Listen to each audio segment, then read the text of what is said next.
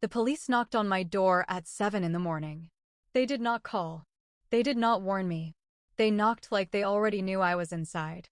I was standing in the kitchen in my robe, holding a cup of coffee, when I saw two patrol cars outside my house. My 10-year-old son was still asleep upstairs. And on the kitchen table, there was an envelope with a note from my sister. The note had only one sentence. "Don't look for me if you want to stay alive." And that was not even the worst part. The worst part was that every document in the detective's hands had my name on it.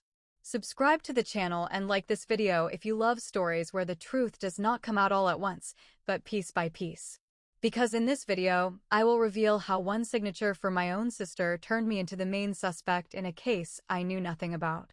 My name is Lauren Mitchell. I am 37 years old. I lived in a small town outside Atlanta, in a simple white house with a front porch, 2 old maple trees near the road, and stairs that always creaked on the way to the second floor. My life was not perfect, but it was mine. I worked as an office manager at a dental clinic. After my divorce, I raised my son alone, paid the mortgage, saved every dollar I could, and tried not to complain. I had one simple dream: peace inside my home. Peace had become almost a luxury to me. My younger sister, Emily, had always been different. She was bright, loud, beautiful, with the kind of eyes people trusted too quickly.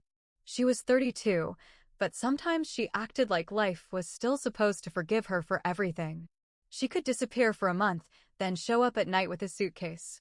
She could cry in my bathroom, swear this time would be different, then wake up laughing, drinking my coffee, and telling me I took life too seriously. I always protected her. After our mother died, I felt like it was my responsibility. Emily was the one who fell. I was the one who picked her up. That was how it had been for years, and I did not even notice how deeply I had accepted that role. She called me on a Monday evening. I was sitting at the kitchen table, sorting through bills. Mortgage, insurance, electric bill, my son's school trip, which I still did not know if I could pay for by Friday. My phone vibrated, and her name appeared on the screen. "Lauren, I need to talk to you," she said. Her voice was quiet, not like usual. No jokes, no rush, none of that lightness she normally used to hide her problems. I immediately felt tense. What happened? She stayed silent for a long moment. I could only hear traffic somewhere in the background and her uneven breathing. "I found a way to start over," she said. "But I need your help." I closed my eyes. I had heard those words before. They always meant money, a place to stay, a car, a co-signature, or another lie I would have to explain for her. But that evening, when she came over, she did not look like herself. She arrived 40 minutes later. No makeup. A gray sweater. Her hair tied back carelessly, her eyes red. In her hands, she held a laptop and a thin blue folder. When I opened the door, she did not hug me. She just walked in, sat at the kitchen table, and placed the folder in front of her, like it was proof of her new life. "It's an online store," she said. "Nothing huge. Home decor, gift boxes, candles, small things." I already found suppliers. I said nothing. Emily opened the laptop and showed me the website. It looked real.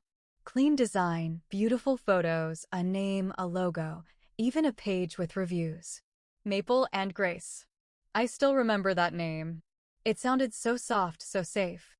Like a store for women who buy scented candles after a hard day at work. "I just need a start," Emily said. "But there is one problem." That was where I should have stopped her. Right at that second. But I did not. "What problem?" I asked. She lowered her eyes. "Because of my credit history, I can't set up the business properly. The bank won't approve me. The payment processors won't either. But if we temporarily put everything in your name, I can launch it. In a few months, we will transfer everything back." The word temporarily sounded so harmless. As if she were asking to borrow a sweater. I pushed the folder away. "Emily, no." She quickly lifted her head. Tears immediately filled her eyes. "Lauren, please. I'm not asking for money. You're asking for my name." She flinched like I had slapped her. "I'm your sister." That was her strongest sentence. She always knew where to press. Not loudly. Not cruelly. Just quietly, almost wounded, as if my caution was betrayal. I stood up and walked to the sink. It was already getting dark outside. In the window, I could see my reflection, tired, serious, older than I felt. I can't take that risk, I said. I have a child. Emily nodded. Then she wiped her eyes with her sleeve. I know. That is exactly why I came to you, not anyone else. Because you are the only person who understands what it means to fight for a second chance. I wanted to answer, but she opened the blue folder. There were documents inside. Business registration, tax forms, an agreement with an online sales platform. Everything looked legal. Neat. Almost too neat. I only need your signature, she said. I already prepared everything. You won't invest a single dollar. I looked at the papers and felt a strange tightness in my chest. Not fear. More like a warning. That quiet inner voice that says, don't do this, the one we often hear but feel ashamed to admit. Because my sister was sitting beside me. She was crying. She said she wanted to change. She promised this was the last time she would ever ask me to pull her out of a hole. And I did the thing I could not forgive myself for later. I picked up the pen. The first signature felt like nothing. The second felt like a formality. By the third, I was no longer reading every word. Emily explained where to write the date, where to put my initials, where to write my full name. She moved quickly. Too quickly. At the time, I thought she was only nervous. Now I understand. She was afraid I would change my mind. When it was all done, she suddenly hugged me so tightly I could feel her shaking. You saved me, she whispered. I rubbed her back. Just don't make me regret this. She stepped away and smiled. But the smile never reached her eyes. I won't. For the next 2 weeks, everything looked almost normal. Emily sent me screenshots of orders. She said sales were growing. She celebrated the first $1,000 in revenue. Once, she even brought me a box of candles with her own logo on them. They smelled like vanilla and cedar. My son put one in the living room and said Aunt Emily was a real businesswoman now. I laughed, even though something inside me still felt uneasy. Then the letters started coming. The first one was from a payment company. I barely paid attention. It looked like a standard message about account verification. I forwarded everything to Emily, and she answered within a minute. Don't worry. I'll handle it. The second letter was from a supplier in California. They demanded payment for a shipment I had never ordered. The amount was $8,400. I called Emily. She did not answer. An hour later, she texted me. It's a system mistake. I'm already fixing it. I believed her. Or maybe I forced myself to believe her. Because admitting the truth back then would have meant looking directly at my own stupidity. And I was not ready for that yet. In the third week, a woman from Texas called me. She was yelling so loudly I had to move the phone away from my ear. You stole my money, she said. I paid for my order 2 weeks ago. I was confused. I'm sorry, but I don't handle orders directly. Your name is listed as the owner of the company. I went cold. I sat down on the edge of my bed. The room was quiet. Downstairs, the dishwasher was running. Outside, a neighbor was mowing his lawn. Everything around me looked normal, but my life was already starting to crack. I'll pass this to the manager, I said. The woman laughed bitterly. The manager? Ma'am, your website doesn't even open anymore. I opened my laptop. I typed in the address for Maple and Grace. The website did not load. I called Emily again. Then again. Then I sent her 5 messages. None of them were answered. That evening, I drove to the small office she had rented on the edge of town. It was a gray building near an auto repair shop, with cheap blinds on the windows and a real estate agency sign next door. The door to her office was open. Inside, there were no boxes, no products, no computer. Just an empty desk, an overturned chair, and the smell of cold coffee. On the floor, there was the blue folder. The same one. I picked it up with shaking hands. Inside were copies of the documents with my signature. But between the pages, there was a small white envelope.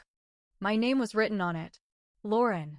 I opened it right there, in the middle of that empty office. My heart was beating so hard I could barely see the letters. The note had only one sentence. Don't look for me if you want to stay alive. And that was when someone behind me said quietly, You should not have come here. You should not have come here. I froze with the note still in my hand. For 1 second, I honestly thought it was Emily. Some desperate part of me wanted it to be her. But the voice was too low, too calm, too unfamiliar. I turned around slowly. A man stood in the doorway of the office. He looked about 50, maybe older, with a gray jacket, tired eyes, and a phone in his hand. He was not dressed like a police officer. He was not dressed like a customer either. He looked like someone who had been waiting. Who are you? I asked. My voice came out smaller than I wanted. He glanced at the blue folder in my hands, then at the empty room behind me. You're Lauren Mitchell. It was not a question. My stomach dropped. How do you know my name? He stepped inside, but not too close. That somehow scared me more. He was careful, like he already understood how frightened I was. Because your name is on every document, he said. I tightened my grip on the folder. If you're one of the suppliers, I don't know what my sister told you, but I didn't order anything. I didn't run this business. I only signed. I stopped. Only signed. Those 2 words sounded pathetic even to me. The man gave me a strange look. Not angry. Not sympathetic. Almost disappointed. You signed enough, he said. I swallowed hard.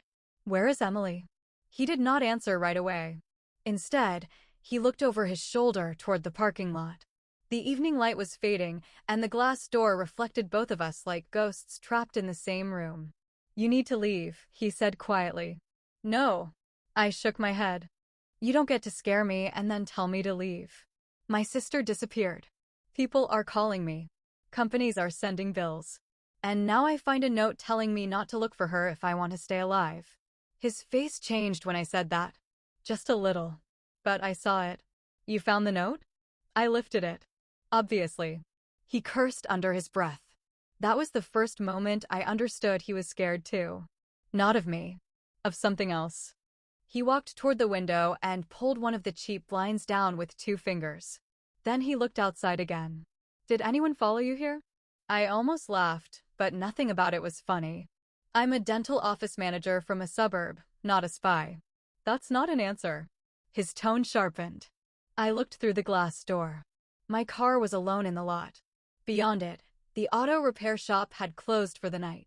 A few streetlights flickered on. I don't think so, I said. You don't think so? He repeated my words like they were dangerous. My hands began to shake harder. Tell me who you are. He turned back to me.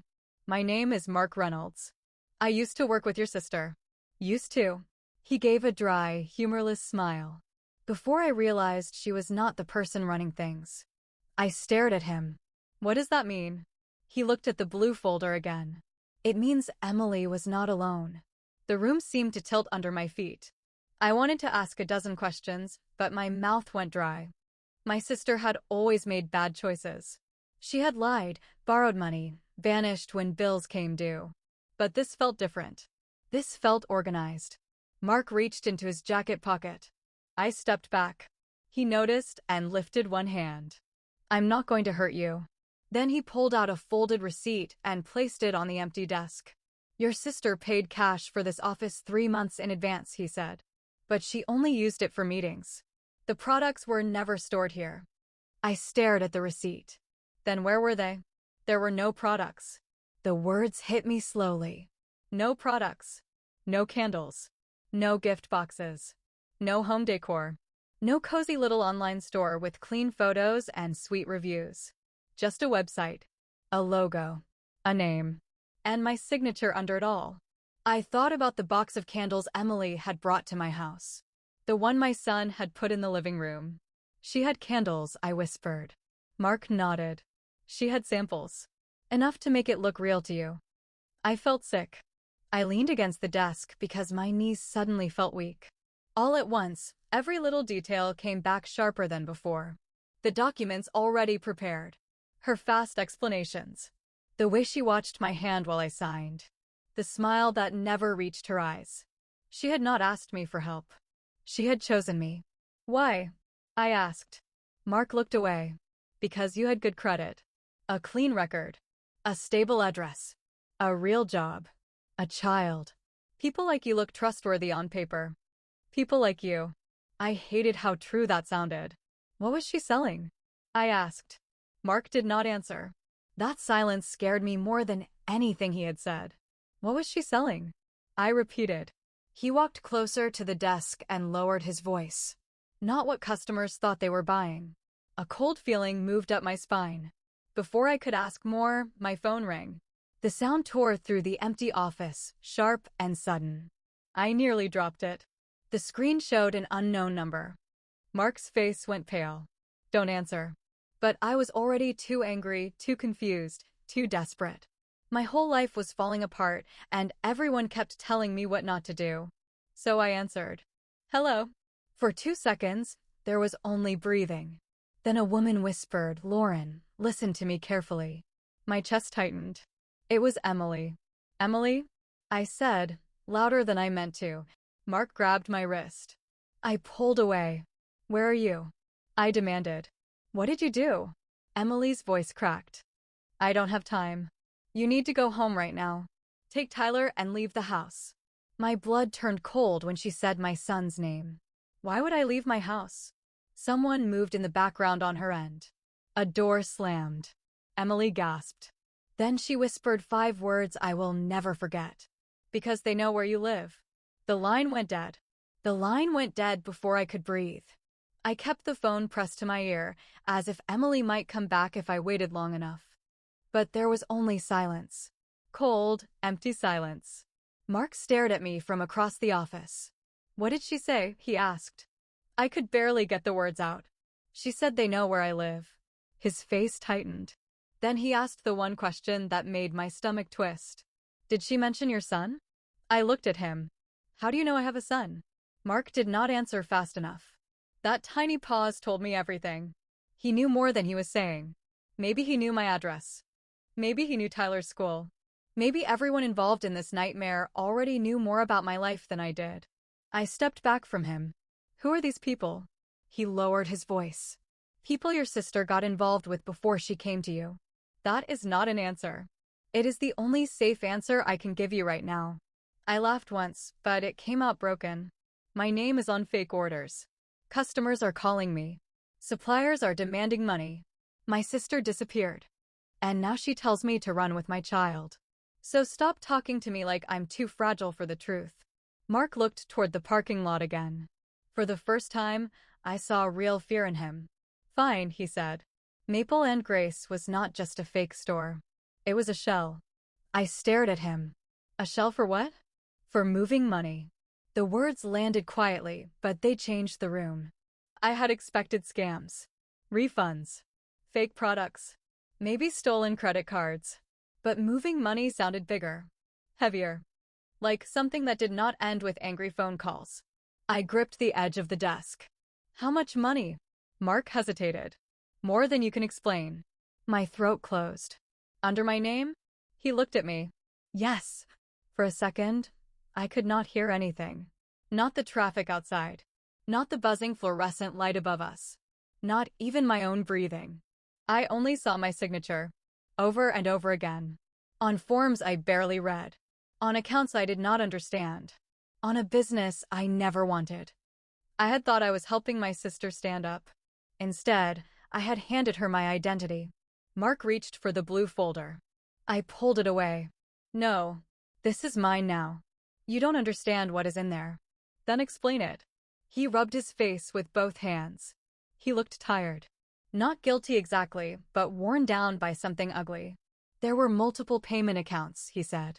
Not one. Not two. Several. Orders came in from real people, but the transactions were routed through different processors. Refunds went to different cards. Vendor payments were created, canceled, and redirected. I shook my head. I don't know what that means. It means the store made dirty money look like normal sales. My knees weakened again. I thought of the woman from Texas screaming at me. The supplier in California. The clean little logo. The candles smelling like vanilla and cedar. It was all a costume. And I had been dressed as the owner. I need to call the police, I said. Mark's expression changed. No. Yes. Lauren, listen to me. No, you listen. I am not protecting Emily from this. This is not about protecting Emily. His voice dropped. If you walk into a station with only that folder, you will not look like a victim. You will look like the person in charge. I hated him for saying it. Because deep down, I knew he was right. My name was on everything. My address. My social security number. My bank details. My clean record. My careful little life. Emily had not just betrayed me. She had made me believable. I grabbed my purse and the folder. I'm going home for my son. Mark moved toward the door. I'm coming with you. No, you're not. You heard what Emily said. I also heard you admit you worked with her. He stopped. That landed. For a moment, neither of us spoke. The office felt smaller now, like the walls had moved closer while I was not looking. I helped build the website, he said finally. That is all I thought I was doing. You expect me to believe that? No. I expect you to stay alive long enough to find out. I wanted to slap him. I wanted to cry. I wanted to wake up in my kitchen before Emily ever arrived with that blue folder. Instead, I ran to my car. The drive home felt unreal. Every car behind me looked suspicious. Every red light felt too long.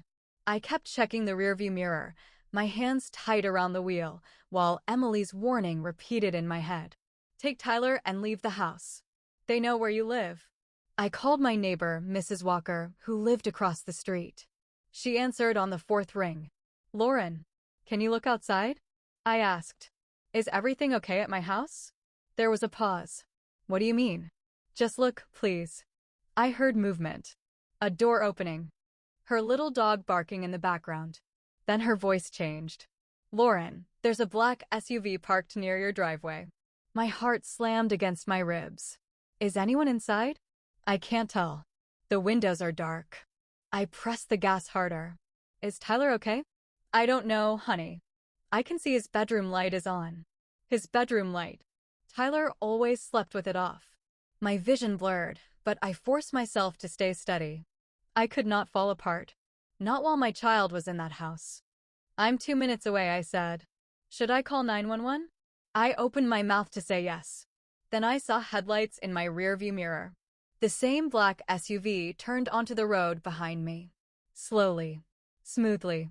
Like it had been waiting for me to come home. The black SUV followed me all the way down my street. I saw it in the mirror, moving slowly behind me. Never too close. Never far enough to feel accidental. My hands were so tight on the steering wheel that my knuckles hurt. For one wild second, I thought about driving straight to the police station. Then I pictured Tyler upstairs, alone in his room. So I kept going. My house appeared at the end of the block, soft and ordinary under the porch light. The white siding. The maple trees. The little basketball hoop by the garage. Everything looked exactly the same. That made it worse. The black SUV near my driveway was still there. Its windows were dark. Its engine was running. And in Tyler's bedroom, the light was on. I did not pull into the driveway. Something inside me told me not to. I drove past my own house, slow enough to see the front porch, but fast enough not to stop. As I passed, my phone buzzed in my lap. It was Mrs. Walker. Lauren, she whispered, Tyler is with me. My whole body almost collapsed. What? He came over 5 minutes ago. He said someone knocked at your back door. I could barely breathe. Is he okay? He's scared, but he's okay. I turned onto the next street and parked behind a row of hedges. My heart was beating so hard I could feel it in my throat. Do not let him leave, I said. Lock your doors. They're locked. I closed my eyes for half a second. Then Tyler came on the phone. Mom? His voice broke me. I'm here, baby. Stay with Mrs. Walker. There was a man outside, he whispered. I didn't open the door. You did the right thing. Aunt Emily called me. My eyes opened. What did you say? She called my tablet.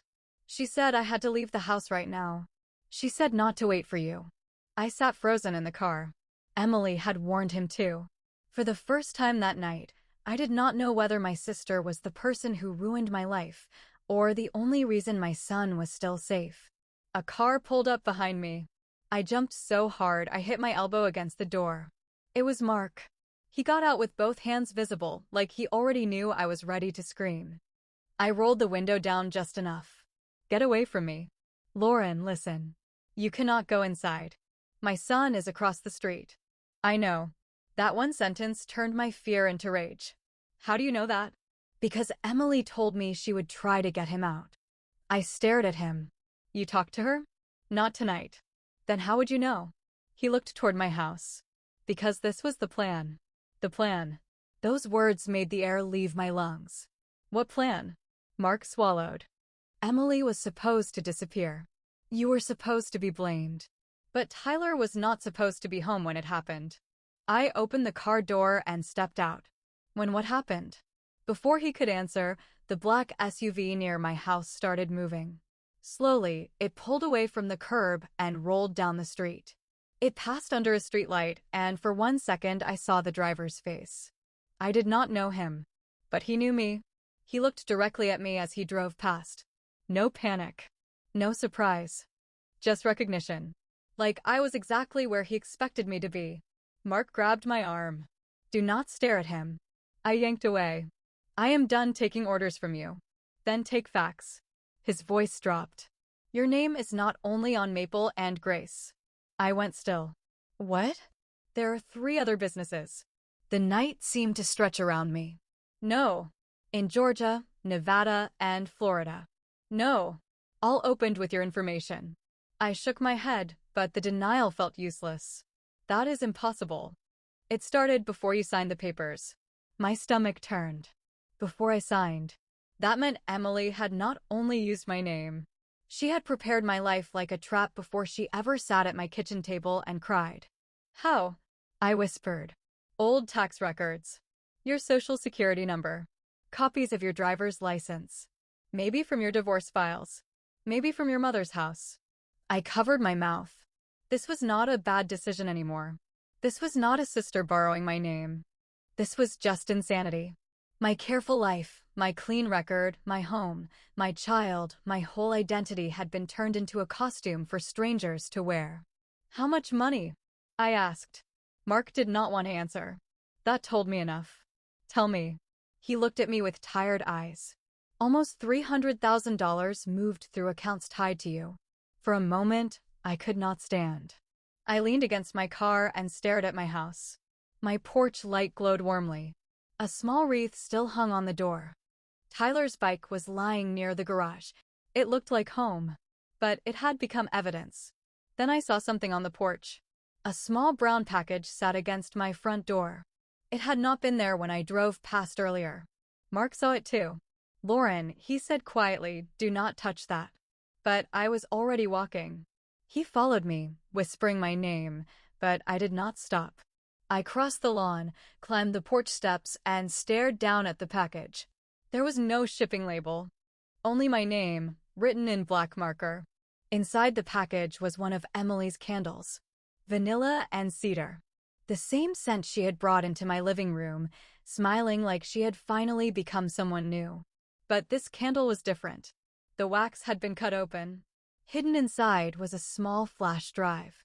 My hands trembled as I picked it up. Mark stood behind me, silent now. I looked at him. What is on this? His face had gone pale. Before he could answer, my phone buzzed again. An unknown number. I answered without speaking. Emily's voice came through, weak and shaking. Lauren, if you found the drive, don't trust Mark. I turned slowly. Mark was still standing on my porch. And in his right hand, he was holding a gun. For 1 second, I forgot how to move. Mark stood on my porch with the gun low at his side. He was not pointing it at me, but that did not make it better.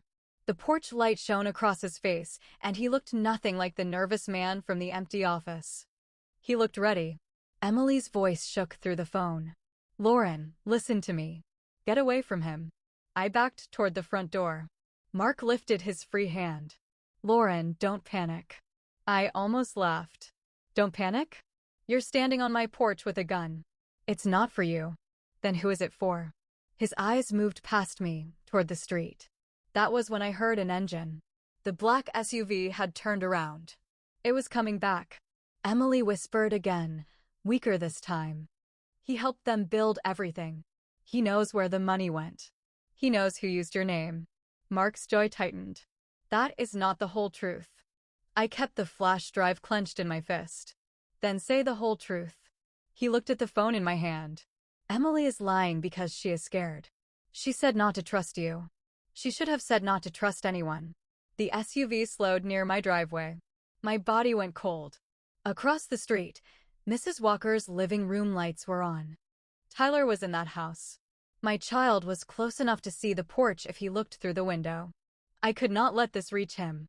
I stepped down from the porch, still facing Mark. If that drive clears my name, I'm taking it to the police. Mark's face changed. You take that to the wrong officer, and it disappears. What does that mean? It means this is bigger than fake stores. The SUV stopped at the curb. Its headlights stayed on.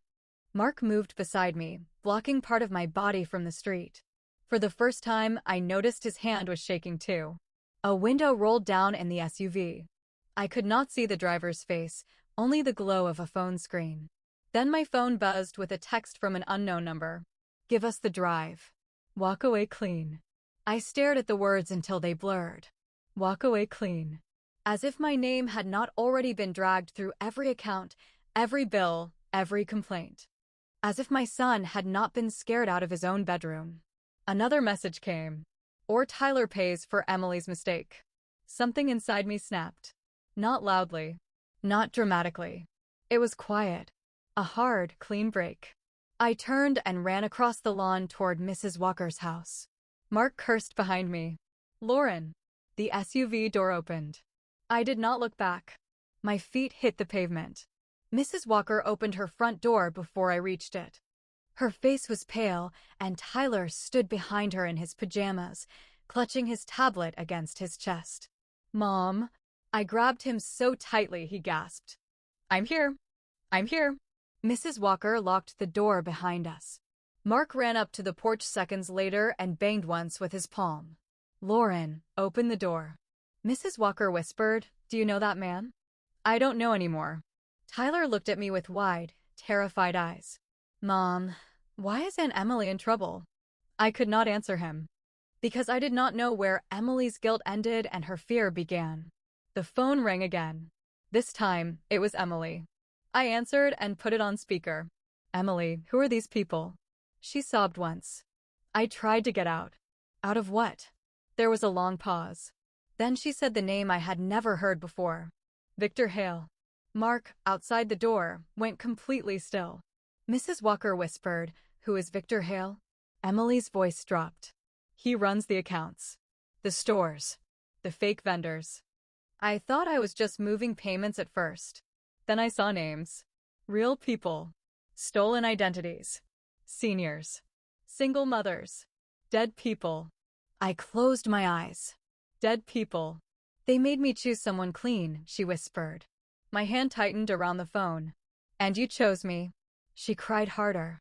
I thought I could control it. I thought I could keep you safe. You put everything in my name. I know.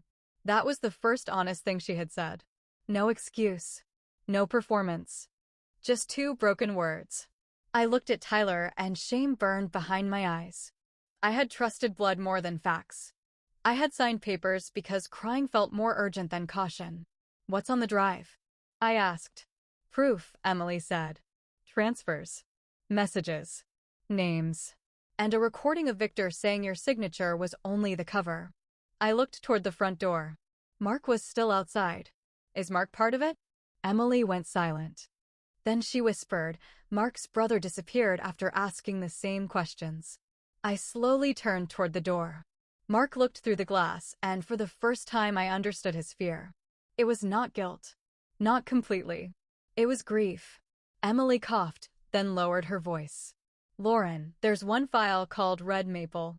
Open it only with someone you trust. Who can I trust? She breathed unevenly. Detective Harris. Atlanta Financial Crimes Unit. Only him. Then there was a loud sound on her end. A crash. Emily gasped. Emily? Her voice became a whisper.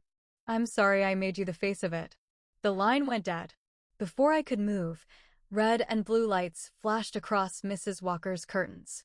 Police cars pulled up outside. For half a second, relief flooded through me. Then I saw Mark raise both hands on the porch. An officer shouted for him to get down. Another officer walked straight to Mrs. Walker's door and knocked hard. I opened it with Tyler behind me. A detective stood there in a dark jacket, holding a folder. Lauren Mitchell? My mouth went dry. Yes. He looked past me, then down at the flash drive in my hand. I'm Detective Harris, he said. And right now, you need to decide whether you're ready to tell me why your missing sister just confessed to using you as bait. Detective Harris did not look like a man who's scared easily. He stood in Mrs. Walker's doorway with rain on his jacket, one hand near his badge, the other holding a folder with my name printed across the front. Behind him, Mark was on his knees on the porch. Two officers had their weapons aimed at him. My son was behind me, gripping the back of my shirt with both hands. And I was standing there with the flash drive in my palm, realizing one terrible thing. If Emily was telling the truth, that tiny piece of plastic was the only thing separating me from prison. Detective Harris looked at Tyler, then lowered his voice. Is there somewhere your son can stay tonight? Mrs. Walker stepped forward immediately. He can stay with me. I turned to Tyler. His eyes were red, but he was trying not to cry. Mom, are you going to jail? That question broke something in me. I crouched in front of him and held his face in my hands. No, baby. I am going to fix this. Even as I said it, I did not know if it was true. But mothers say things like that when the truth is too heavy for a child. Detective Harris waited until Mrs. Walker took Tyler into the living room. Then he looked back at me. May I see the drive? I closed my fingers around it. Emily told me to trust only you. His eyes changed slightly. When did you speak to her? 10 minutes ago. Did she say where she was? No. Did she mention Victor Hale? The name made Mark lift his head from the porch. Detective Harris noticed. So did I. Yes, I said. She said he runs the accounts. Harris turned to one of the officers. Take Mr. Reynolds to the car. Do not book him yet. Mark looked straight at me. Lauren, don't let them open Red Maple on a police computer. Harris snapped his head toward him. What did you say?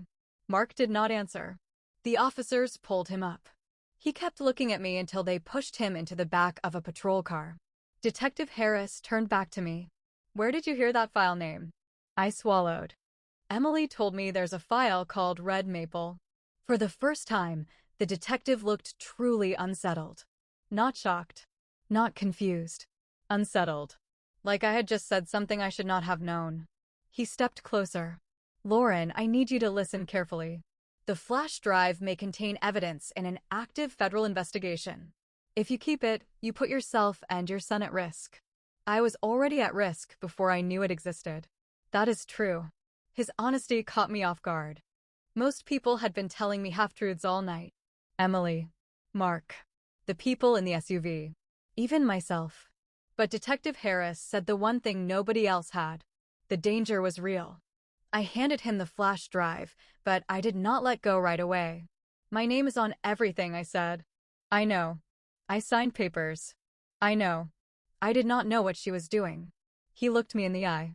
Then help me prove that. At the station, everything felt too bright. The lights hummed above me. The chair was hard. A vending machine buzzed somewhere down the hall. I kept smelling vanilla and cedar, even though the candle was miles away on my porch.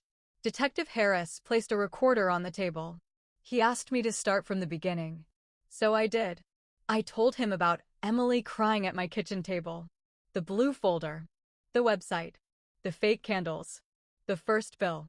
The angry woman from Texas. The empty office. Mark. The SUV. Tyler leaving the house. With every sentence, I felt smaller. Not because I was lying. Because the truth made me look stupid. Harris did not interrupt much. He only wrote notes and asked for exact times. That somehow made it worse. My pain was becoming a timeline. When I finished, he slid several printed pages across the table. Have you seen these companies before? My hands trembled as I looked down. Maple and Grace. Silver Bay Home. Luna Parcel Group. Northline Vendor Services. All registered with pieces of my identity. all connected to addresses I had never seen. All created before Emily ever came to my house with that folder. I felt sick. She planned this before she asked me, I whispered. Harris leaned back. Someone planned it. Emily may have helped. She may also have been pressured.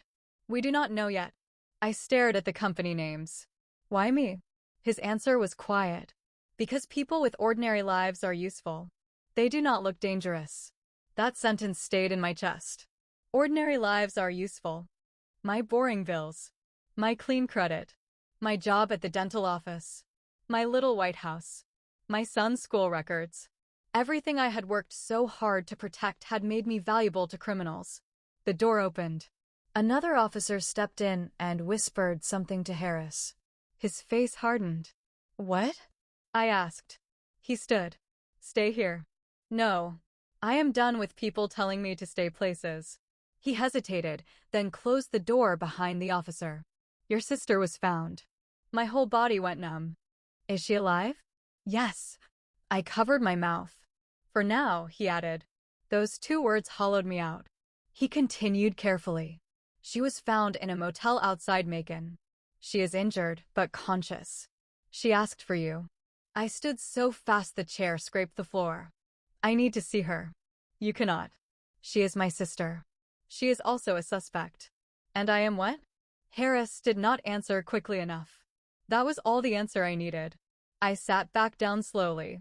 The room felt colder now. He opened the folder in his hand and placed one photograph in front of me. It showed Emily in a motel room, sitting on the edge of a bed, wrapped in a blanket.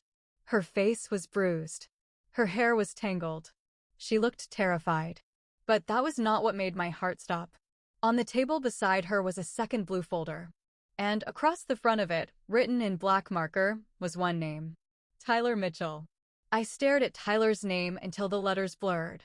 For a moment, the room lost all sound. Detective Harris was still speaking, but I could not hear him. I could only see my son's name written across that blue folder in thick black marker, like someone had already chosen him. Not me.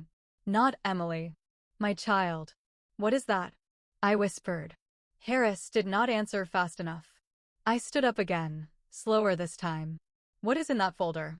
He looked at the photograph, then back at me. We do not know yet. You found it beside my sister. Yes. And you didn't open it? It is being processed. I laughed once, but it came out sharp and ugly. Processed? That is my son's name. I understand. No, you don't. My voice cracked. You don't understand what it feels like to see your child's name sitting beside your beaten sister in a motel room. Harris stayed calm, but his jaw tightened. Lauren, this is exactly why you need to cooperate carefully. I have been cooperating since 7 o'clock this morning. He leaned across the table. And that may be the only reason you are not in handcuffs right now. The words hit me like cold water. I sat back down. For the first time, I understood the thin line I was standing on. Victim on one side, suspect on the other. One wrong answer, one missing detail, one document I forgot signing, and I could lose everything. Harris lowered his voice. Victor Hale's group does not only use adults. Sometimes they prepare backup identities. Children are valuable because their records are clean for years. I felt the blood drain from my face. No, I'm not saying they succeeded. No, but the folder means they had information. My hands curled into fists on the table. I thought of Tyler's tablet, his school forms, medical insurance, the copy of his birth certificate I kept in the hallway drawer. Then I remembered something. The week after Emily came to my house, she took Tyler to get ice cream. She said she wanted to spend time with her favorite nephew. She came back laughing, with chocolate on her sleeve and a photo of them smiling outside the shop. That night, Tyler told me Aunt Emily had helped him log into his school app because his tablet froze. I closed my eyes. She had access to his tablet, I whispered. Harris did not move. When? After I signed the papers. He wrote it down. Just like that, my memory became evidence. And my sister became more dangerous in my mind. An officer knocked, then opened the door. Detective, she's asking again. Harris looked irritated. Tell Macon PD we are not authorizing contact yet. The officer glanced at me. She keeps saying Lauren needs to know about the birthday. My heart stopped. The birthday? I asked. Harris turned back slowly. What birthday? I swallowed. My son's birthday is next Friday. The room went still. Harris looked at the officer. Get the call connected. Now. 2 minutes later, Emily's face appeared on a small video screen in the interview room. She looked worse than in the photo. One eye was swollen. Her lip was split. A hospital blanket covered her shoulders. But when she saw me, she started crying before she said a word. Lauren. I did not cry. I had no softness left for her yet. What did you do with Tyler's information? She flinched. I didn't know at first. That is not an answer. They asked for backup profiles. Who asked? She looked off screen, terrified. Harris spoke. Emily, this is Detective Harris. You are on a recorded line. I know. Then be clear. Emily breathed through her mouth, like every word hurt. Victor said Lauren's profile was getting too hot. Too many complaints. Too many calls. He needed another clean file ready. My stomach twisted. And you gave him my son? She sobbed. No. I swear no. I copied the school login because they wanted proof of household connection. I thought they only needed address verification. I slammed my palm on the table. He is 10 years old. I know. You knew his name was in that folder? Emily covered her face. I found out yesterday. That's why I called him. That's why I told him to leave the house. I wanted to hate her completely. It would have been easier. But there she was, bruised and broken, still somehow the reason Tyler had run to Mrs. Walker's house before that man reached our back door. Harris leaned closer to the screen. What happens on his birthday? Emily looked at me.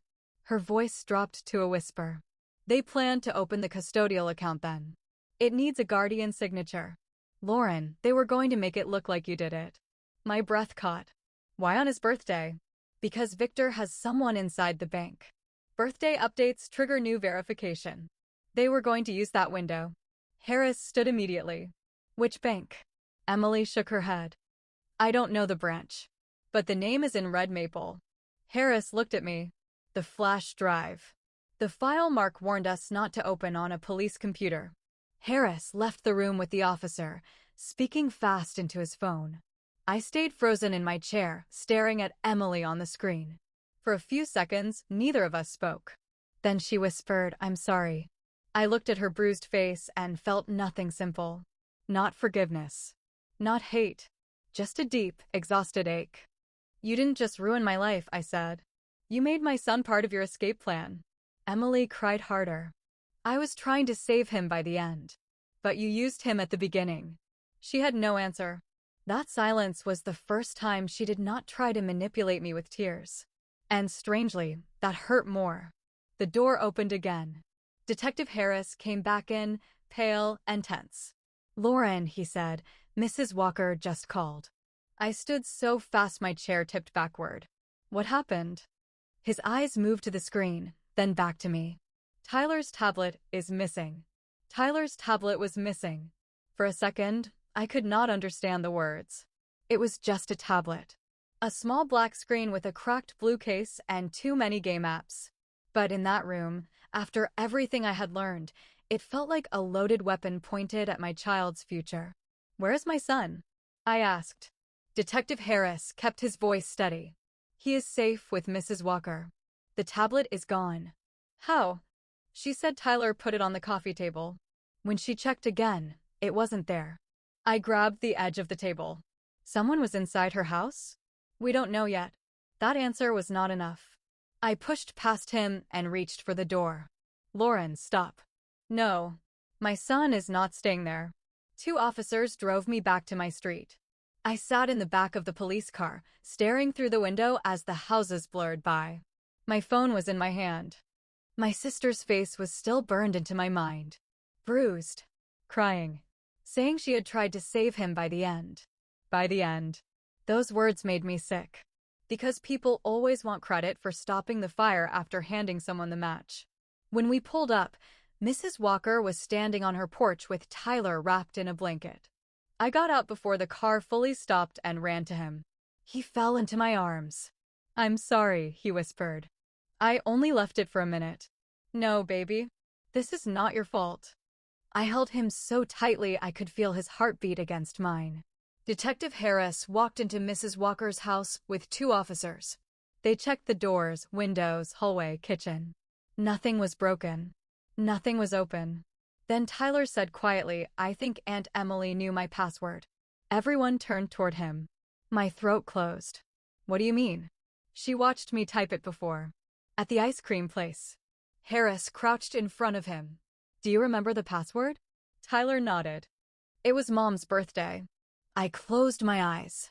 Of course it was. One more loving detail turned into a key. Harris stood and made a call.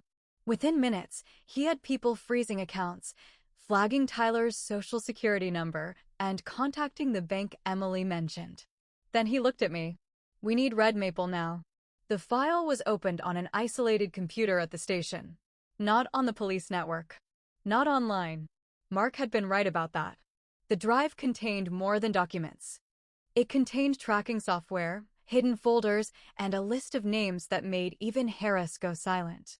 Then Red Maple opened. There were recordings, messages, screenshots, bank forms, names of fake businesses, names of victims. And there was my name, again and again. But this time, beside my name, there were messages from Victor Hale. She doesn't know. Keep her clean. We need her believable. I stared at that sentence until my eyes burned. For weeks, I had feared that no one would believe me. But the proof had been there, hidden inside the very trap Emily left behind. Then Harris found the file marked Tyler. Inside were draft forms for a custodial account, copies of school records, our address, my birthday, his birthday, and a fake digital signature prepared under my name. I covered my mouth and turned away. That was the moment I finally cried. Not because of the money. Not because of the police. Not even because of Emily. I cried because I had opened my door to someone I loved, and the danger had walked right past me into my son's life. Victor Hale was arrested 2 days later. Not alone. 3 other people were taken in. One worked with payment accounts. One handled fake vendors. And one, just like Emily said, worked inside a bank. Mark's brother had not disappeared because of debt or drugs, like people had whispered. He had disappeared after trying to expose the same network. Mark had spent a year pretending to cooperate, hoping to find proof. Emily survived. She was charged too. I wish I could say I ran to her and forgave her because she helped save Tyler at the end. But life is not that clean. She betrayed me before she warned me. She used my name before she tried to protect it. Both things were true. At her hearing, she looked at me from across the room and mouthed, "I'm sorry." I nodded once. That was all I had in me. It took months to clear my name. Months of forms, calls, frozen accounts, affidavits, credit reports, interviews, and nights when I checked Tyler's breathing like he was a baby again. My house stopped feeling safe for a while. Every unknown number made my hands shake. But slowly, the quiet came back. Not the old quiet. A different one. The kind you build after you finally learn that love without boundaries is not loyalty. It is a door without a lock. I still think about that blue folder. I think about my signature. My sister's tears. The way I ignored every warning because guilt sounded louder than common sense. And sometimes, late at night, I wonder what would have happened if Emily had never called Tyler. That is the part one cannot fully forgive. Because she saved him from a danger she helped bring to our door. And maybe that is the lesson I live with now. Some people can love you and still destroy you. So when someone asks for your name, your credit, your signature, or your silence, do not only listen to their tears. Listen to the part of you that goes cold. Because sometimes, that fear is not fear at all. Sometimes, it is the last honest voice trying to save your life.